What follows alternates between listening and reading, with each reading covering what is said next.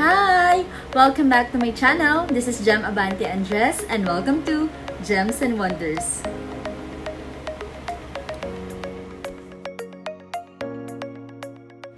Hi! So for today's video, I'll be showing to you my Mary Kay cosmetic pouch. So, what's in my pouch? Ano ba yung mga top favorites ko na Mary Kay makeup products na lagi kong dala-dala wherever I go? And, syempre, ito din yung mga most recommended makeup products ko, lalo na ngayong new normal. So, let's get started.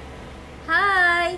So, welcome back to my channel. So, for today's video, I'll be showing to you my Mary Kay makeup pouch. Ano ba yung mga must-have products na meron tayo?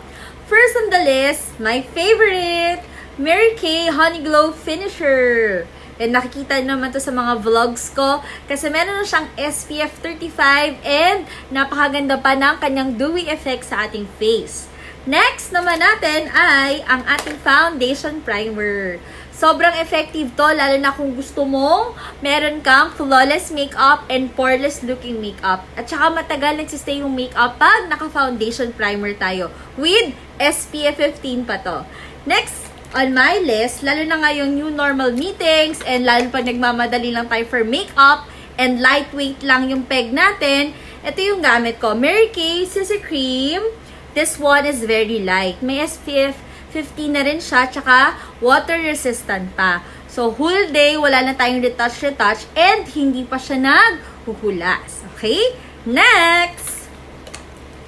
Favorite ko din tong ating Mary Kay, of course, powder foundation. Diba? Nakikita nyo naman na sineset ko yung makeup ko with this Mary Kay powder foundation kasi maganda yung coverage niya. At the same time, hindi pa siya mabigat sa face. Tsaka mas nagiging matagal yung makeup when I'm using this Mary Kay mineral powder foundation. At tsaka favorite din natin, of course, ang mag-apply ng concealer. Sino yung mga favorite yung concealer ng Mary Kay? Ito talaga, sobrang amazing, especially when it comes to concealing your dark circle eyes, eye bags, ano pa, mga marks mo, yung mga maitim na marks, kasi konti lang, very pigmented na, tsaka matagal mo pa siyang magamit. Next natin is, of course, yan, para malagyan natin ng color ang ating face. Taran! My Mary Kay Perfect Palette. So, going back with my Perfect Palette, this is my favorite kasi may salamin na siya and andyan na yung customizable kong colors. Ito yung must-haves natin. Mary Kay Glaze Highlighter, Contour Powder Latte. I have my favorite blush on as well. This is Shy Blush. Ito yung different shades for eyes. Favorite natin ang Crystalline, Amber Blaze, and Hazelnut. Favorite ko din ng Cinnabar, but it's a must for you to have at least 3 eyeshadow para may blending kang magagawa. But pa nagmamadali tayo, of course, nasa makeup pouch ko din ang lip and cheek na Peach Pop. This is really must-have kasi pwede na sa eyes, cheek, and lips. Pero for the new normal, you always see this in my vlogs. Yan, because mask-proof, everything-proof, ang favorite lipstick shade ko ngayon, ito yung gamit ko. See? This is the Mary Kay Lip Lacquer in Rose Shade. Kasi talagang wala na tayong retouch na ginagawa. As in, kahit kumain, uminom, tapos magmask ka pa, hindi siya natatanggal. May isa din siyang sealer and eraser. So, this is really my favorite and must-have po.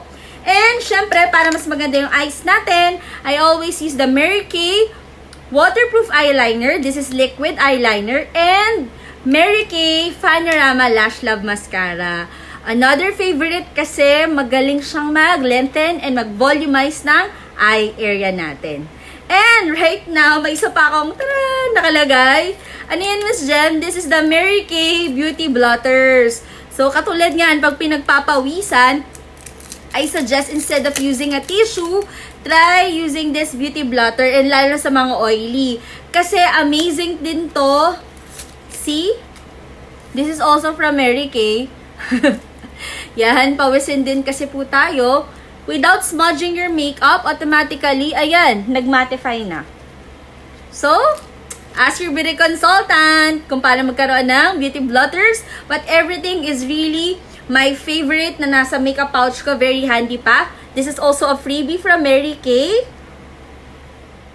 So, dahil 30 days before my birthday, may another surprise tayo sa lahat ng mga lucky viewers and my Jems and Wonders family. I posted this morning about the 32 questions before my birthday. So, I hope mag-participate ka. Just ask me anything. So, you may comment down sa comment section natin kung ano yung gusto mong tanungin sa akin about skincare, makeup, tutorial, or about my personal life. Baka meron kang gustong malaman. I'll try my best to answer it. And of course, kung may tatanong ka at least isa, and another 1 subscriber na pwede nating mapasubscribe sa channel natin, you will be part of my birthday raffle. Iba pa po ito dun sa ating road to 2,000 subscribers na may ring light. Ang exciting dito, ladies, sa mga magpa-participate sa magtatanong at mag-i-invite ng friend na para mag-subscribe sa ating channel, ay mananalo ng Mary Kay products. At ang exciting doon ay kung ano yung mapapick ko sa araw ng raffle, yun yung mapapanalunan mo. So, kung ano yung nasa makeup pouch ko, yun yung mapapanalunan mo. 3 lucky winners on that day. So, participate ka na, malay mo. Like ngayon, sample natin. Lip locker! Malay mo, ito yung mapanalunan mo. So, let's see, on my birthday, that will be November 7, actually 1 month na run to. So, I'll be checking your questions. Road to 32 questions po tayo. So, thank you for watching my vlog for today. I hope marami ka ring na-pick up, lalo na if you're looking for a skincare and makeup products, watch ka lang ng mga vlog tutorials ko. Once again, this is Gemma Banti and rest of Jems and Wonders saying, stay safe, stay beautiful, stay healthy, and of course, stay positive always. Bye! Thanks for watching!